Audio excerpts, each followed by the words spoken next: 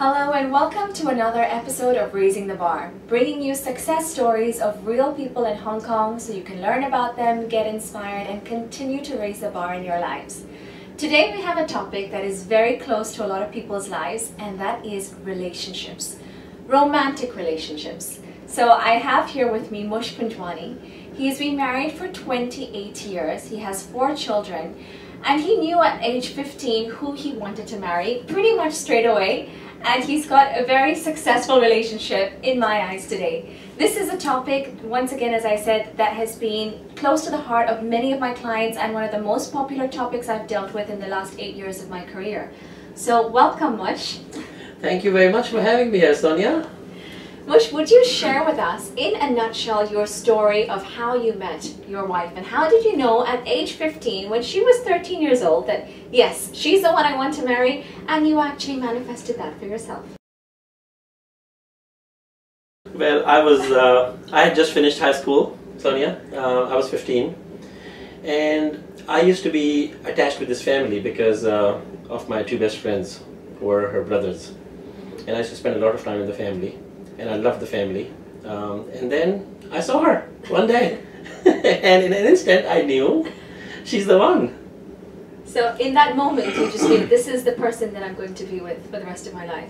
I know, it sounds very, very strange. Even when I think back, I can't believe what had happened at that moment. But that's exactly what had happened. I saw her and I told myself, she's the one for me. And she's the one that I want to marry.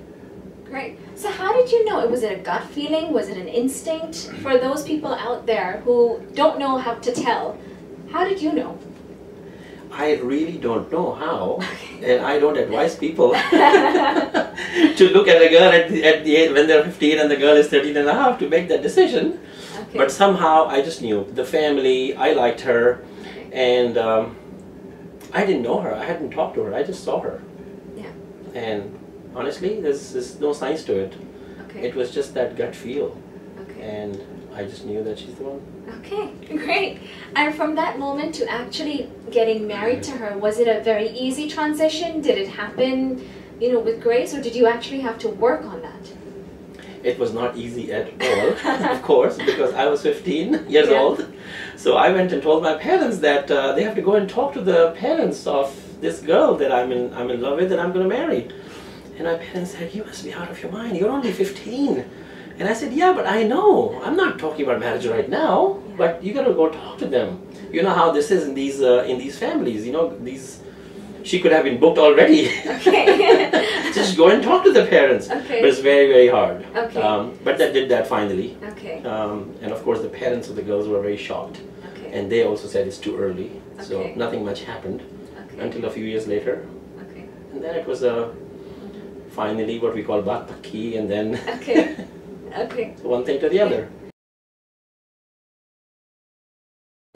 In Pakistan, in a lot of Muslim countries, girls get set up at an early age. Okay. Parents decide. Okay. That's how it happened with my parents. Okay. Before they were even born, or as soon as they were born, the 2 friends decided that my son is going to marry your daughter.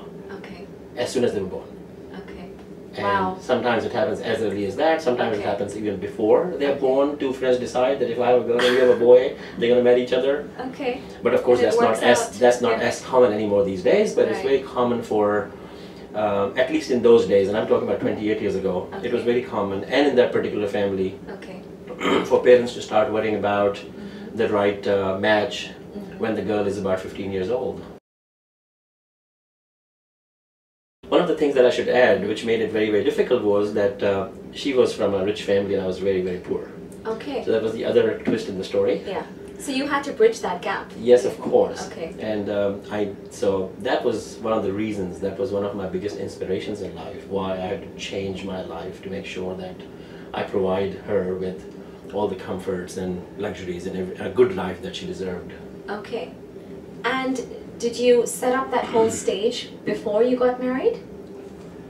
No. No. I was on my path. Okay. To making the changes in my life. Okay. I was already working and I was already enjoying some level of success. Okay. And of course the parents could see that I'm on the right path. I was not wealthy. I was not very I had not achieved all the success. Okay. But the father of the girl believed in my potential. He just knew that I was going to be very successful and happy, and I was going to keep his daughter happy. Okay, great. So here we have a man who said, this is the woman that I'm going to marry. There were financial differences, and with perseverance and enrollment, you enrolled the entire family into it, and then the father gave you his daughter with his blessing and permission. How were the first few years for you? Because I know that especially when you haven't been dating, that's when you see the differences with each other, that's when you see the personalities, and very often that's when, you know, the clashes come to the surface. And for someone who's going to step into this, myself, I would love to hear your advice. Well, there's something in the Muslim families called nikah. Okay. Our nikah is like a marriage on paper, Yeah. except that the girl continues to live with her parents until the wedding date. Okay. So our nikah was done when I was 18, Okay. and she was 16 and a half. Okay. And at that time, we had thought, or actually I had committed, that the marriage will not be until I'm 25 and successful and happy and settled in life. Okay. But then of course within a year and a half of, so what happened was, as soon as the nikah was done, we started seeing each other, we started meeting each other, we started going out once in a week, getting to know each other. Okay. And then we decided that we should be together sooner rather than later. And a year and a half later, we did the wedding ceremony and she moved. So we had that year and a half to establish that relationship before she moved in with me. I think it's all about communication. It's all about getting to know each other, and the best way to get to know each other is by talking to each other, by being honest, by listening, which is a big part of communication. You know, so let the other person talk and listen and understand. Okay. And really, that's how we got to understand each other. We got to develop a respect for each other, a love for each other. So our love story actually began when we started seeing and talking to each other. Okay, which was after the nikah, which is the marriage. Yes, exactly. Okay, great. And what would you say with communication, what are the necessary qualities to have? And I'm sure once you started talking to each other, with the talking and the listening and all of that, there would be differences of opinion. How did you handle that in a way that works for you? At that time in my life, I was not a great communicator. At that time in my life, I had not learned all the success principles that I know today. Yeah. So of course I was making a lot of mistakes, but the advice that I give to people today about communication is to make sure to adjust your expectations. Just like in any relationship, whether it's you're with your kids or with your friends or with your employee and boss, it's all about expectations. Yeah. And unrealistic expectations would lead to disappointments. No, you have to have positive expectations. Okay. You expect the other person to reciprocate with love and with communication, with understanding. But unrealistic expectations means that you expect that person to become like you. Okay. Unrealistic expectation would mean that suddenly your tastes and your preferences start to match with each other. That's never going to happen. Yes. Yeah. I have studied that myself. Like, one of the biggest downfalls in romantic relationships is expecting the other person to behave like you, judging them by who you are, and the best part is not even communicating this to them. So they don't even know that they're being judged according to who you are and how you are. Exactly. So adjusting expectations for you is just part of accepting them, would you say? Accepting them for who they are, the way they are. Absolutely, absolutely. You accept the way they are, you accept that there are differences, you accept that we are two different individuals with two different mindsets, two different upbringings, and with completely different tastes and preferences in life, and you accept those. And then there are times when you adjust your preferences because sometimes you want to accommodate the other person. Right, okay. A lot of people, you know, sometimes we get into this ego battle, like, why should I adjust, or maybe it shouldn't be me, and is it only me that keeps wanting to mold myself to fit the other person? And I keep hearing a lot of these stories. How would you put this in your life, or what advice would you give to people that are struggling with this? In general, if you want to be a happy person, you have to accept responsibility for any relationship. You have to accept. It starts with accepting responsibility and saying, there's something that I gotta change. Even before you find your ideal self, when girls ask me, You know, when they say, I'm looking for my ideal. Yeah. Maybe it's coming in your questions, Yeah. or maybe I thought we've passed that stage, so I'm going back a little bit. This is great, yeah.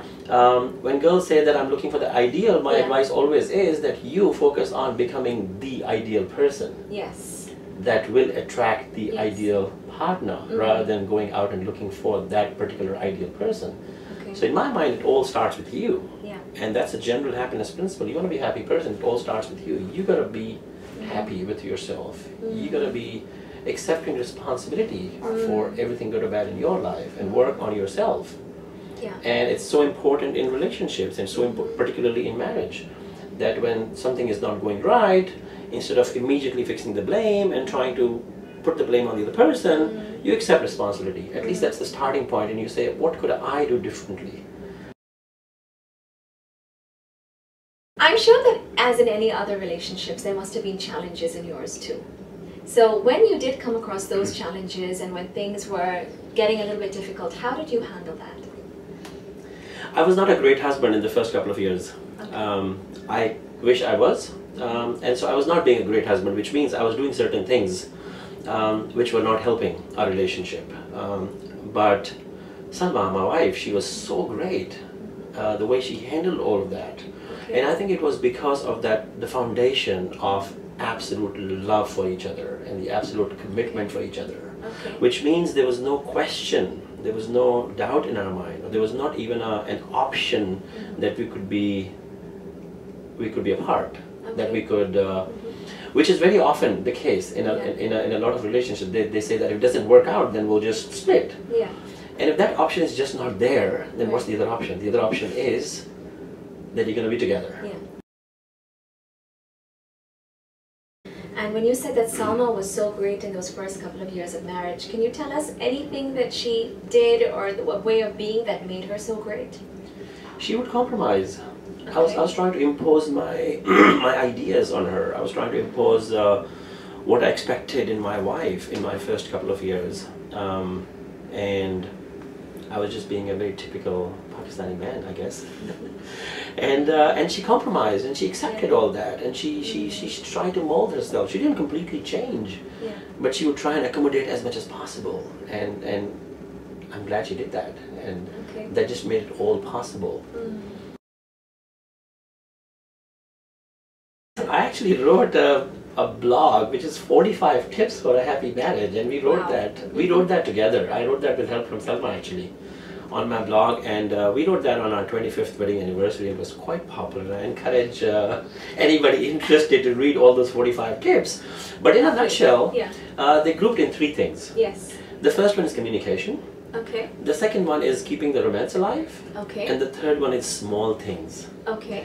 Alright? And there are 15 tips under each one of those. Okay. And I don't even remember all 45 of them now. Could you give us one of each section? Yeah, in communication, it's important that you talk to each other. You be honest with each other. And when the other person is talking, you listen and you pay attention and you really listen. Okay. And you find time for communicating. Sometimes we get very busy. For us, one of the best rituals is to go out on evening walks. Regardless of what's going on in our lives, regardless of the number of kids we have had, and regardless of how old they are and what's going on, we try and find time to go out, just her and me, for an hour of walk in the evening. Is this every day? Almost every day. Beautiful. And we've been doing that for many, many years. And that's our ritual that's our time to talk to each other. That's our time away from distractions. Okay. That's the time we talk to each other. Okay. And of course it's walking and all of that is the extra benefits. That's the ritual. Okay. We try and go out and have a meal once in a week. Okay. Just 2 of us. Okay. We go out on a honeymoon every year on our anniversary. Beautiful. And the fun and what is behind all of this is to find time for each other. Yes. Where there's nothing else. There's just 2 of us. Okay. And we communicate, and we talk, and we listen, and we share our dreams, and we share our goals, and we share our problems. And things that we haven't talked sometimes come up. Like in our last honeymoon, just a couple of weeks ago. Wow. There were things that were bothering one of us, which we hadn't shared in the last few months, but that was an opportunity, something came up. And of course, it was a great moment. So that's all about communications, just being completely open, being completely honest, finding the time to talk. Yes. And finding the time, I think, is one of the key things, because here, especially in Hong Kong, we get so wrapped up and we get so busy, and we could have something to do every 5 minutes if we so chose to. But it's making that commitment to take that time, and you said every day with your wife. You go for a walk every day, you have one meal a week, just the two of you, and then you have a holiday. So these rituals, you think, has been a big part of actually keeping that communication alive. And how about something from your keeping the romance alive? Yep, I'm glad you remember that. That's the second part. You know what happens when you start dating each other? You put your best foot forward, and you dress up, and you make up, and you be the nice person, and you be the gentleman, and you be the good girl, and we do all of that. And how you buy flowers, and how you do cards, and you send love you cards, and thank you cards, and I don't know what happens in most people's life after the first couple of years. It's all forgotten. And that's what I mean about keeping the romance alive. It takes, you have to make an effort to keep the romance alive. You have to continue doing those special things that you did for each other when you were first seeing each other. And again, it's all of those things. Dressing up for each other, making up for each other. You know, sometimes I ask, what's happening? Why are you dressing up? Where are you going? And she says, no, I'm just dressed up for you. And I love that. So you don't have to wait for a birthday, because that comes once in a year. You don't have to wait for Valentine. You know, every day is a Valentine if you're in love. You don't have to wait for... So how many... If you waited for occasions, there'll be 3 occasions or 4. Anniversary, her birthday, my birthday, and Valentine. 4 occasions. Not good enough. You need to do 4 thank you cards and birthday cards and cakes and chocolates and stuff a month, not 4 times a year. So that's all about keeping the romance alive. So the things that you used to do to keep the romance alive in the beginning of the courtship, dressing up, flowers without a reason, well, the reason is the love, as you said. Do you think that after a while doing these things gets monotonous? How do you make those things exciting? After 28 years, how do you make these things exciting? Or is there anything that you do that we could learn and, you know, steal from your ideas? Yes, of course. You have to be creative. You can't do the same stuff every time. You can't send flowers every month. So it's flowers and cards is the simple stuff. But these days, you could send a love you note on an SMS. Just surprising each other. It's about talking to each other once a day during your lunch break. Again, it's about just calling to say I love you. What I found in my experience, both in my personal life as well as my professional life, is really understanding how the other person wants to feel loved. Because once again, we make the mistake of judging others by our own behavior, and just because I like surprises may not mean he likes surprises, or I like to receive messages directly doesn't mean the other way around. So understanding the way the other person wants to be loved, I found to be a very key element of a relationship. How have you found this that's applied to yours? I think there are certain universal things that I stick with. I think every girl loves flowers, and I do that.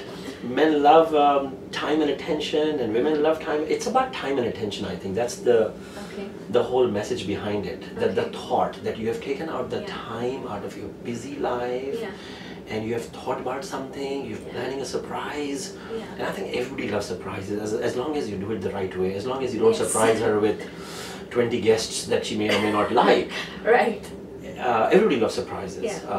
You know, getting a gift in your mailbox, you know, it's a surprise and you're going to love it. And you may not like the gift inside. I may have not chosen the best gift for you, but you would love the idea of getting a surprise gift.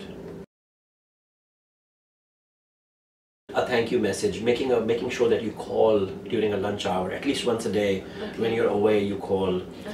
Those are all little things. Keeping the in-laws out of your relationship is not a little thing, but for some it's a little thing, but making an effort that the in-laws are out of the relationship is not helpful. It's probably under communication section. If something is bothering her or him, you actually find time to quickly address that and not say, oh, that's a small issue. It's okay. She'll be fine. No, don't assume that she's going to be fine. You have to quickly find out what's bothering her or him and listen and quickly address that. If you have an argument, try and settle that before you go to bed, because tomorrow may be too late. people either go through the cycle of suppression, explosion, or there's another route which is expression. So if we do suppress, we will suppress until, you know, one small thing will just bend you over and then there will be an explosion. But I have again found people asking, well, what's the best way to express? Like if there is a persistent complaint, especially if it's about a sensitive area, what's the best way to express this to your partner? In fact, even before that, maybe I should share another tip. Yeah. Again, it has to do with unrealistic expectations. It has to do with, and I think it comes under small things. And Okay. I often find that small things add up, as you rightly said. Mm-hmm. Don't bother. Like men have this habit of not putting the cap back on the toothpaste tube, for example, right? Yeah. Sometimes they have a habit of leaving their towel in the wrong place after taking the shower, or leaving their socks in the wrong place. Mm-hmm. And yes, you can try to change that and communicate that that's not how you like it. Mm-hmm. But in the end, if he doesn't change, then he's not going to change. You have to accept that one day. And that small thing has to stop bothering you one day. One day after you have to make a decision that this is how he is, this is where he likes to towel after the shower. He's not doing that on purpose. He's not doing that to annoy you. Yeah. He's not doing that because he doesn't Yeah. follow the discipline in the house. Yeah. It's bothering you. You move it around. It's a very small thing. And when we said expressing, Yeah. you express it. You can say that, you know, when you leave your towel around, it bothers me. Can you not do that? Mm-hmm. And maybe he will change, maybe he won't change. If he changes, good luck, great job. Yeah. Chances are he's not going to change. Read that book called Men Are From Mars and Women Are From Venus. Right. It's for both men and women. And if you have to deal with the opposite sex, you have to read that book, because you have to understand that men and women are completely different. Mm-hmm. You have to accept that. That it's not just the other person is different from you, it's men and women are almost opposites. Yeah. And there are certain things that make each other different. And just knowing that will make a big difference. So that's a general tip for both men and women, to understand and accept that men and women are different. How about for a woman? Is there anything that you could advise us to understand men better? Well, once you understand that men are from Mars, you would understand Yeah. that a lot of things that are obvious to you Yeah. are not so obvious to men. Okay. Right? Yeah. Men are in their own world. There are things, and again, I think it applies to both. Okay. There are certain things that I think that are very obvious to you, but that's not on your horizon. Right.